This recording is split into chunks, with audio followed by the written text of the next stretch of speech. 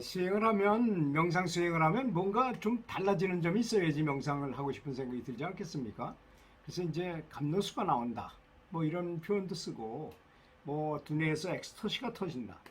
뭐 이런 여러 가지 말을 쓰잖아요. 그 다음에 법륜이 이렇게 빛의 박빛 같은 그런 차크라가 이렇게 발달돼 가지고 굉장히 크게 발전돼서 법륜을 굴린다. 이런 표현도 쓰기도 하고 그렇지 않습니까?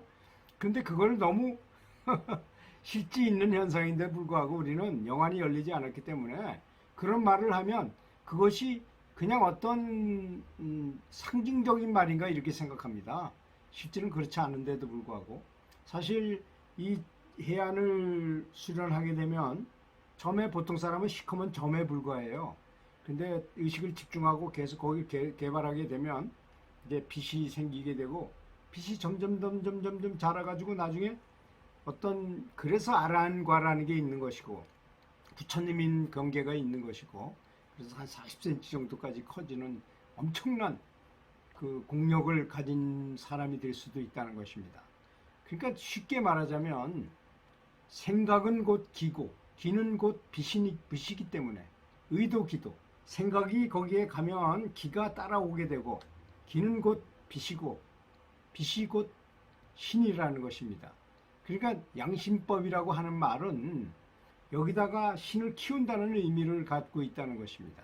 쉽게 생각하면 그 신을 키워야 되는데 우리 에고가 아닌 진정한 내 속에 있는 그 아래아식장에 있는 그 불성을 키운다는 의미도 되잖아요. 그래서 거기다 집중한다는 것이 대단히 중요한 것입니다. 그럼 어떻게 해야만 두뇌 속에 이런 물질이 이렇게 분비되고 빛이 나게 만들 수 있을까요? 아주 간단합니다. 원래 뇌하수체라는 곳에서 이제 호르몬이 분비되는데 호르몬은 두 가지로 분류할 수 있어요. 하나는 긍정적인 마인드를 가졌을 때, 긍정적인 마음을 가지고 수련했을 때 황금색 물질이 이렇게 분비된다는 점이죠. 또 반대로 부정적이고 남을 미워한다거나 질투한다거나 이런 마음을 가졌을 때는 시커먼 연기 같은 안개 같은 그런 게 뭉게뭉게 이렇게 피어난다는 것입니다. 이게 참 놀라운 일입니다. 간단하지만 대단히 이게 PT, 페트, MRI로 찍어보면 그걸 볼 수 있어요. 실제로도.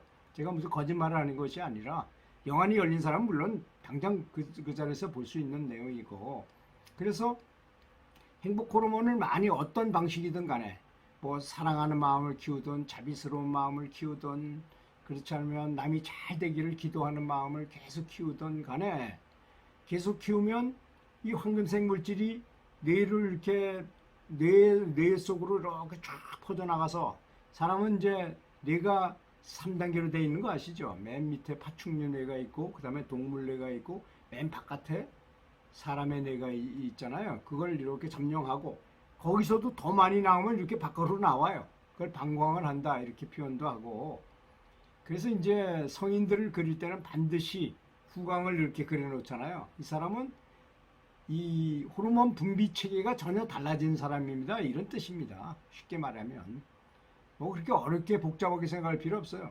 내가 사랑하는 마음을 많이 키워서 감사하는 마음을 많이 키워서 다른 사람과 호르몬 분비 체계가 전혀 달라진 사람을 아란이라 그런다. 그것이 더 많이 확대된 분을 부처님이라 그런다. 또 기독교에도 그 똑같은 말이 있잖아요. 거듭남이라고 표현했어요.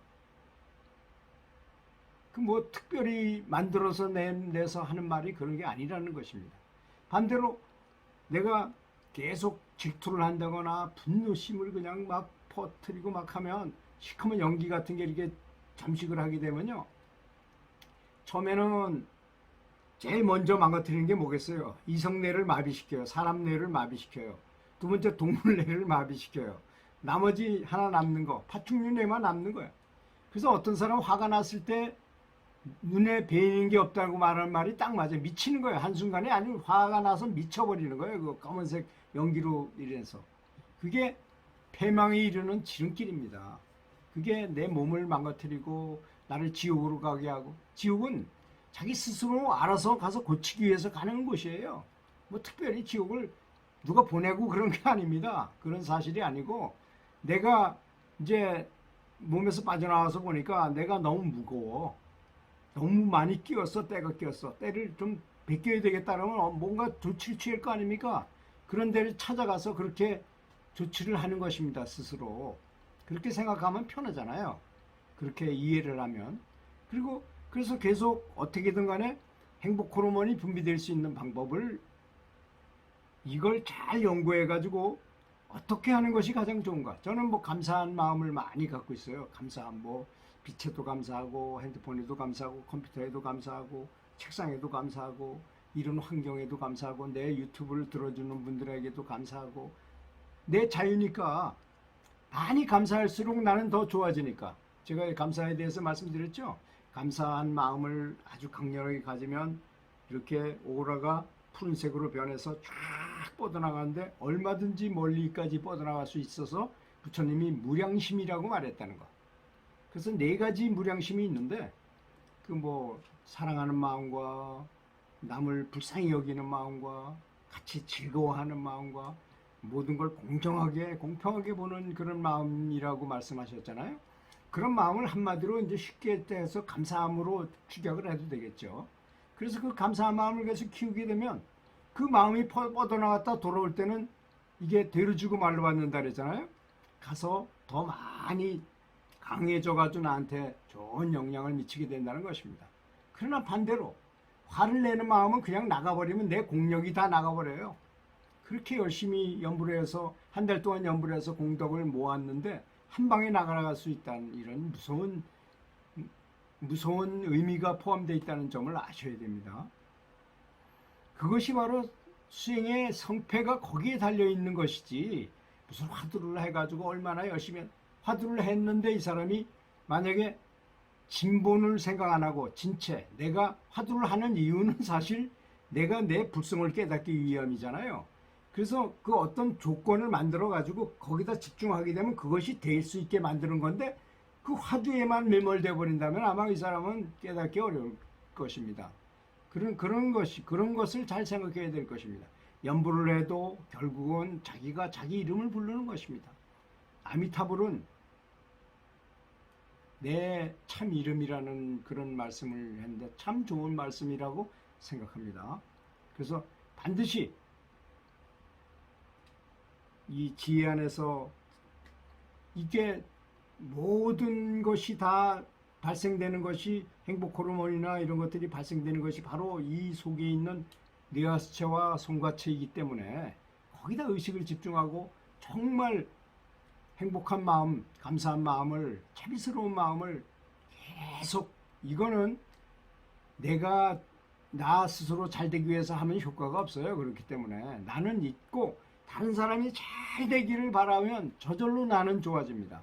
그때에서만 진정한 회향이 일어나는 것이고 그때 진짜 공덕이 올라가는 것입니다.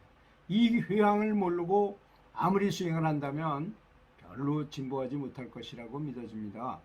그래서 늘 행복하게 살면서 정말 다른 사람이 잘 되도록 하는 것이 가장 중요한 수행의 요체라고 생각합니다.